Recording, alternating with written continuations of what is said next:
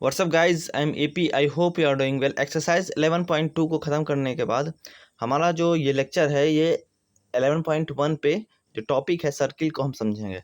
सबसे समझेंगे सर्किल होता क्या है। सर्किल का मतलब वृत्त होता है। इसका डिफिनेशन क्या होता है, किसी एक सेंटर से किसी एक पॉइंट से इक्वी डिस्टेंस पे बहुत सारे पॉइंट्स को अगर हम कनेक्ट करते हैं, जैसे कि ये वाला सेंटर से ये जो डिस्टेंस होगी और ये सब पॉइंट की और सब जितने भी पॉइंट है इनकी जो डिस्टेंस होगी, ठीक है, और ये जो पॉइंट्स हैं, ये जो पॉइंट्स मैं डॉट कर रहा हूँ, ये सब एक दूसरे से कनेक्टेड हैं। ठीक है, ये जो पॉइंट्स एक दूसरे से कनेक्टेड है, मैं थोड़ा ज़्यादा गैप दे रहा हूँ, ये बहुत ज़्यादा कनेक्टेड है। ठीक है, और इस सेंटर से इस पॉइंट की डिस्टेंस, हर एक पॉइंट की डिस्टेंस क्या है, बराबर होगी। तो जो शेप बनेगा ना, उसी का नाम है सर्किल। हिंदी में उसको वृत्त बोलते हैं। सर्किल का शेप जैसे कि आपके साइकिल का पहिया हो गया। ठीक है, सर्किल का हो गया आपके आपकी मम्मी जो रोटी चपाती बनाती हैं वो हो गया, सर्किल हो गया। सिक्के हो गए, वो सब सर्किल के शेप के हैं। ठीक है, जैसे आप लोग पैरेललोग्राम में, ट्रायंगल में, पैरेललोग्राम में, रेक्टेंगल में, स्क्वायर में पेरीमीटर पढ़ा था। पेरीमीटर का मान मतलब कि परिमिति, परिमाप। ठीक है, परिमाप पढ़ा था। वैसे ही हम लोग सर्किल के माप को क्या बोलते हैं, एक एग्जैक्ट नेम है, पर्टिकुलर नेम है। अगर सर्किल के पेरीमीटर को क्या बोलेंगे, सर्किल का पेरीमीटर क्या होगा, ये सेंटर हो गया। सेंटर से ये सब जो कर्व हमने बनाया है, ये बनाया है।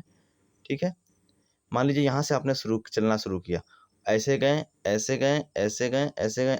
चलो कलर चेंज कर देते हैं पापा। यहाँ से आपने चलना शुरू किया, ऐसे गए, ऐसे गए, ऐसे गए। ये सर्किल का क्या हो गया, पेरीमीटर हो गया। इसका हमने लेंथ निकाली। मान लीजिए तार से आपने राउंड अप किया था, आपने तार को यहाँ से काट दिया और इसको स्ट्रेच कर दिया तो तार ऐसे हो जाएगा। तो जो तार की लंबाई हो गई, यही सर्किल की पेरीमीटर हो गई। अब पेरीमीटर वर्ड यूज नहीं करते हैं हम लोग, किसमें, सर्किल के फॉर्म में। हम लोग सर्किल के फॉर्म में एक इसका एग्जैक्ट नेम है सरकमफेरेंस, जिसका हिंदी होती है परिधि। क्या होती है हिंदी, परिधि होती है। तो परिधि किसको बोलते हैं सर्किल को, सर्किल में मतलब वृत्त की परिधि किसको बोलते हैं ये जान लेते हैं। जैसे कि मान लीजिए आपका ये सर्किल बनाया आपने, सर्किल किससे बनाया आपने, तार से बनाया है। ठीक है, और तार को फिर यहाँ से आपने कट कर दिया, और तार को जब कट करेंगे तो ये ऐसे एक लाइन में आ जाएगी ना। मान लो यहाँ से कट करेंगे, इसको स्ट्रेच करेंगे तो ऐसे आ जाएगी। तो जो तार की लंबाई होगी ना, इस सर्किल की क्या हो गई, सरकमफेरेंस हो गई। क्या हो गई, सरकमफेरेंस हो गई। एक और एग्जाम्पल समझिएगा। आपका ये फुटबॉल ग्राउंड है, जो पूरा का पूरा क्या है, गोल में है। गोल मतलब कि सर्किल के फॉर्म में है। और इसके चारों तरफ से क्या बना है, ट्रैक बना है। क्या बना है, ट्रैक बना है, दौड़ने वाला ट्रैक बना है मान लीजिए। ठीक, यहाँ से कोई बंदा दौड़ना शुरू किया। कहाँ से शुरू किया दौड़ना बाबा, यहाँ से दौड़ना शुरू किया, ऐसे दौड़ते हुए यहाँ पे फिर आ गया। तो जितना मीटर, जितना किलोमीटर इसने दौड़ा ना, उसी को हम लोग सरकमफेरेंस ऑफ ए सर्किल बोलेंगे। जो डिस्टेंस इसने कवर किया है उसी को हम लोग सरकमफेरेंस बोलेंगे। सरकमफेरेंस आपने समझ लिया होगा। चलिए, Tanya cut different cards in curved shape from a card what she wants to put less around। चलिए कोई नहीं, सरकमफेरेंस उसको बोलते हैं कि आपने समझ लिया। देखिए डिफिनेशन क्या होता है, distance around a circular region is non it circumference. ये सर्कुलर रीजन के अराउंड में जो डिस्टेंस है, ये वाला डिस्टेंस जो है, इसी को हम लोग सरकमफेरेंस बोलेंगे। हिंदी क्या होता है, परिधि होता है। जस्ट लाइक ए पेरीमीटर, जैसे कि और सब शेप्स का पेरीमीटर हम निकालते थे ना, वैसे ही सर्कल का जो पेरीमीटर होता है उसको हम लोग सरकमफेरेंस बोलते हैं। ठीक है,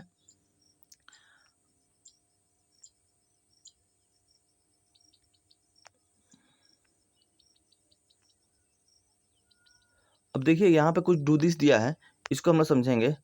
कैसे करेंगे, समझेंगे कि मतलब कि सरकमफेरेंस ऑफ ए सर्किल कैसे निकालेंगे। जैसे कि मान लीजिए सरकमफेरेंस है, ये सर्किल है, इसका हमें सरकमफेरेंस निकालना मतलब पेरीमीटर निकालना मतलब परिधि निकालना है। सेंटर मान लीजिए ये है, और ये रेडियस को हम लोग आर से रिप्रेजेंट करते हैं, और डायामीटर को, ये पूरा का पूरा यहाँ से डायामीटर को डी से रिप्रेजेंट करते हैं। जो डायामीटर होता है वो रेडियस का दुगना होता है। क्या होता है, दुगना होता है। मतलब कि मान लीजिए डायामीटर 3 है तो रेडियस 6 सेंटीमीटर होगा। मान लीजिए यहाँ से यहाँ तक 3 सेंटीमीटर है, तो पूरा जो, देखिए डायमीटर आप किसको बोलेंगे और रेडियस किसको बोलेंगे, ये मैं आपको समझा देता हूँ एक बार। सरकमफेरेंस तो आप समझ गए होंगे, ये सर्किल हो गई। सर्किल के ये जो लेंथ होगा वो क्या हो जाएगा, सरकमफेरेंस होगा, परिधि हो जाएगा। ये सर्किल का सेंटर हो गया। सेंटर उसको बोलेंगे जहाँ से मतलब कि ये जो आपने जो लाइन ड्रॉ किया है, इसका डिस्टेंस जो होगा हमेशा बराबर होगा। ठीक है, जो डिस्टेंस बराबर जो मैं लाइन ड्रॉ कर रहा हूँ ना, इस सर्किल का रेडियस हो गया। किसी भी सर्किल का रेडियस हमेशा बराबर ही रहेगा। मतलब कि एक ही सर्किल, ये नहीं कि ये सर्किल का रेडियस ये हो गया और दूसरे वाले सर्किल का रेडियस ये हो गया तो बराबर हो गया, नहीं। एक वृत्त में जितने भी रेडियस आप बनाओगे, अनंत रेडियस बना सकते हो आप, इन्फिनाइट रेडियस बना सकते हो, उनकी लेंथ जो होगी वो सेम होगी, ठीक है। रेडियस आपने समझ लिया है। रेडियस को हिंदी में त्रिज्या बोलते हैं। अब देखिए ये सर्किल हो गया, सेंटर हो गया, सेंटर से जो लाइन क्रॉस करेगी और सरकमफेरेंस पे जाके मिलेगी, मान ली सेंटर से लाइन ये क्रॉस की और सरकमफेरेंस पे जाके मिल गई, जो एंड पॉइंट जो इस लाइन का सरकमफेरेंस पे होगा उसको क्या बोलेंगे, डायमीटर बोलेंगे। यहाँ से शुरू किया, सेंटर से ले गया, यहाँ मिला दिया, इन दोनों का एंड पॉइंट किस पे है, सरकमफेरेंस पे है, तो ये डायमीटर हो गया। यहाँ से शुरू किया, ऐसे सेंटर से होते हुए यहाँ मिला दिया, और एक स्ट्रेट लाइन में होना चाहिए, ठीक है, तो ये डायमीटर हो गया। ये नहीं कि यहाँ से शुरू किया फिर ऐसे मुड़ दिया, ये डायमीटर नहीं होगा, स्ट्रेट लाइन में होना चाहिए और सेंटर पे क्रॉस करते हुए जाना चाहिए, और एंड पॉइंट कैसे पे होना चाहिए, सरकमफेरेंस पे होना चाहिए, परिधि पे होना चाहिए, उसको डायमीटर बोलते हैं। डायमीटर जो होता है, जो व्यास जो होता है वो त्रिज्या के 2 गुना होता है। मान लीजिए त्रिज्या 3 सेंटीमीटर है, तो आपको पूछा जाए कि व्यास कितना होगा, डायमीटर कितना होगा, तो 6 सेंटीमीटर होगा। डायमीटर को डी से रिप्रेजेंट करते हैं, रेडियस को आर से रिप्रेजेंट करते हैं। इतना समझ गए। चलिए, consider the following table, draw 6 circle of different radius and find their circumference by using string. आपको क्या करना है, एक आपको मान लीजिए यहाँ से 3.5 सेंटीमीटर का रेडियस लेके, मान लीजिए कि कंपास, कंपास जानते हैं आप, जिसपे एक साइड में नोकीला पॉइंटर होता है, एक पेंसिल होता है। पॉइंटर लेके स्केल की मदद से 3.5 सेंटीमीटर नाप के ऐसे आपको राउंड अप कर देना है, ठीक है। 3.5 सेंटीमीटर रेडियस हुआ तो डायमीटर इसका दुगना होता है, तो 7 सेंटीमीटर डायमीटर हो गया, तो सरकमफेरेंस 22.0 हुआ है। तो सरकमफेरेंस हम कैसे निकालते हैं, ये कुछ प्रैक्टिकल के द्वारा, मतलब कि आपको प्रैक्टिकली देखा गया है। जैसे मान लीजिए वो आपने किसी चीज़ का बनाया है, सर्किल बनाया है, तो कैसे होता है सरकमफेरेंस उतना, तो वो जानते हैं। ये सबका देखिए, सबका आपने यहाँ पे दिया गया है, ये दिया गया है।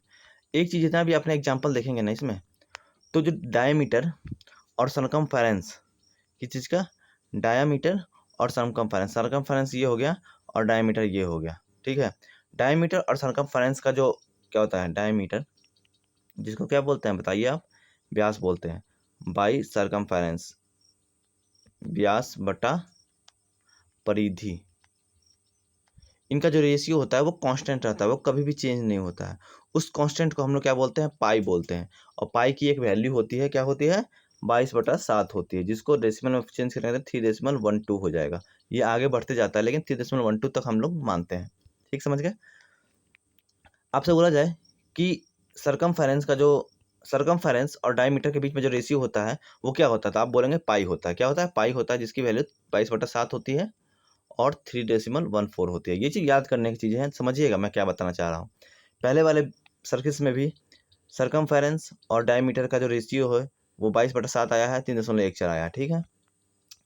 दूसरे वाले रेशियो का भी, दूसरे वाले सर्किल में भी सरकमफेरेंस 44 है और रेडियस 14 है। इसको हम जब सिंपलेस्ट फॉर्म में करेंगे तो ये 22 हो गया, ये 7 हो गया, 2 से कटा, 22/7 ही आया है, रेशियो कांस्टेंट आया है।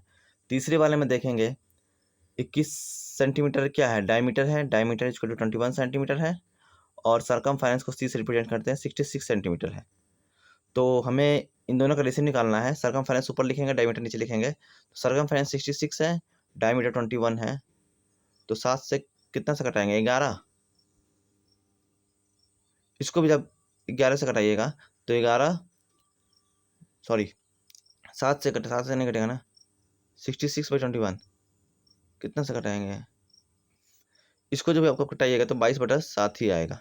कितना आएगा, 22/7। 3 से घटेगा तो 3 से घटाया तो 22, 3 से घटाया तो 7, 22/7 का फॉर्म होगा 3.14 हो गया।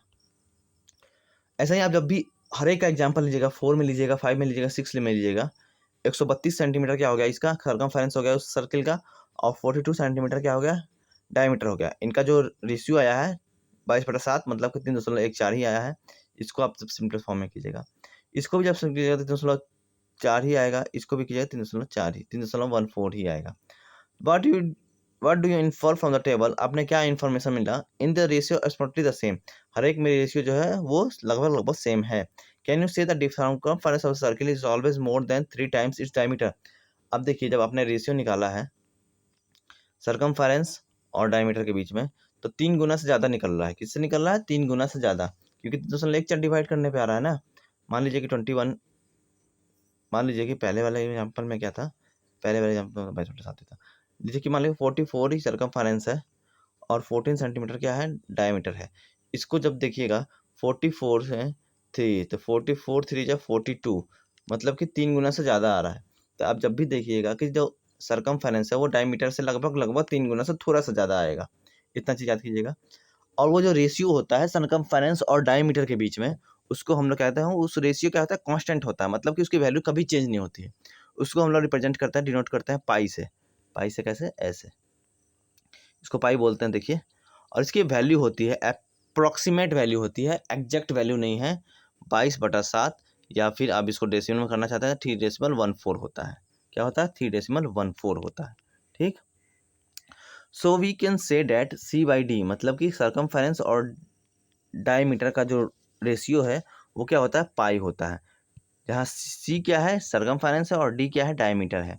तो आपने पढ़ा है इक्वेशन, क्या पढ़ा है, इक्वेशन। तो C आपको निकालना है, C निकालना है तो मतलब कि पाई इंटू डी करना है। पाई इंटू डी किया, क्या किया, pi into D, cross multiplication किया ना बाबा। अब देखिए C equal to pi D किया है, तो D को हम लोग 2r लिख सकते हैं, बताइए लिख सकते हैं नहीं, क्योंकि त्रिज्या जो होती है वो व्यास का आधा होती है। यहाँ व्यास है तो इसको हम लोग रेडियस में चेंज किया है, तो 2r लिख दिया है, क्योंकि D इक्वल टू 2r होता है। D की जगह पे हमने 2r लिख दिया है, पाई की जगह पे पाई लिख दिया है। अब इसको अच्छे से करते हैं, तो पाई 2r मतलब 2πr। Circumference of a circle equal to क्या होता है, circumference of a circle equal to क्या होता है, 2πr। जहाँ 2 पता ही है, पाई की वैल्यू 22/7 होती है, और जहाँ r की वैल्यू आपको दिया होगा। समझ गए भाई, चलिए। और दूसरा फॉर्मूला क्या होता है, circumference C equal to pi D होता है। मतलब कि अगर डायमीटर दिया होगा तो आप रेडियस भी निकाल सकते हैं, रेडियस दिया है तो डायमीटर भी निकाल सकते हैं, बात बराबर ही है। एक और फॉर्मूला होता है C equal to pi D. Pi पता है, कांस्टेंट टर्म है आपको। ये क्या होता है, ये रेशियो है किसका, सर्कमफेरेंस और डायमीटर का रेशियो है पाई, जो हमेशा सेम होता है, जिसकी वैल्यू अप्रॉक्सीमेट 22/7 या फिर 3.14 होता है। इतना समझ गए बाबा ना आप, चलिए।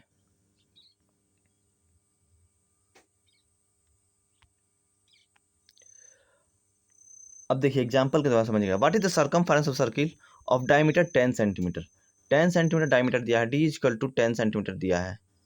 Circumference of circle equal to क्या होता है, जब डी पता हो तो पाई इंटू डी होता है। तो पाई की वैल्यू बोला है यहाँ आपको 3.14 रखना है, तो 3.14। डी इक्वल टू कितना है, 10 है। डेसिमल को फ्रैक्शन में चेंज करेंगे, यहाँ डेसिमल को हटाया, डेसिमल की जगह पर रखा, डेसिमल के बाद कितने अंक है, 2 अंक है, 2 जीरो कर दीजिए, एक जीरो से एक जीरो खत्म हो गया।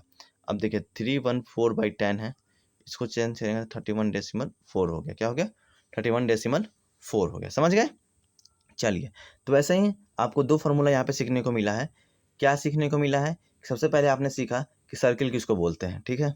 फिर आपने सीखा सर्कमफेरेंस किसको बोलते हैं, सेंटर किसको बोलते हैं, रेडियस किसको बोलते हैं, और डायमीटर किसको बोलते हैं, ठीक है। फिर आपने सीखा सर्कमफेरेंस और डायमीटर के रेशियो के क्या बोलते हैं, पाई बोलते हैं, जिसका अप्रॉक्सीमेट वैल्यू 22/7 होता है या 3.14 होता है, ये सीखा। फिर आपको पता हो कि अगर हमें डायमीटर पता है तो हम सर्कमफेरेंस कैसे निकालेंगे। तो डायमीटर पता है तो सर्कमफेरेंस का फॉर्मूला क्या था, पाई इंटू डी, ठीक है।